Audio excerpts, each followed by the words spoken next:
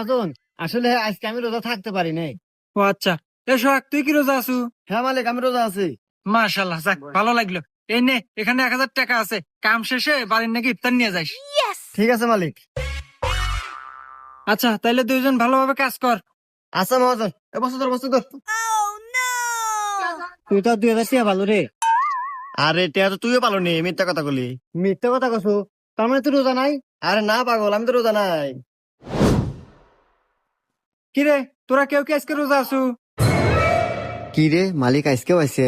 আজকে আমি ভুল হরমু না, আজকে আমি মিথ্যাটা কমু দেখতেছি তে আজকে ওতে আছে। হ মহাজন, আমি আজকে রোজা আছি। আর সোহাগ তুই? না মহাজন, হ্যাঁ সাথে চেতন পাই নাই। ও আচ্ছা, তাইলে তুই এক কাজ কর, বাসায় যা, বাসায় যা দেখ তোর ভাবি বিরিয়ানি রান্না করছে, যা খাওয়া দাওয়া করে আয়গা। আচ্ছা মহাজন, আমি আরই যাইতেছি। ধর ধর ধর।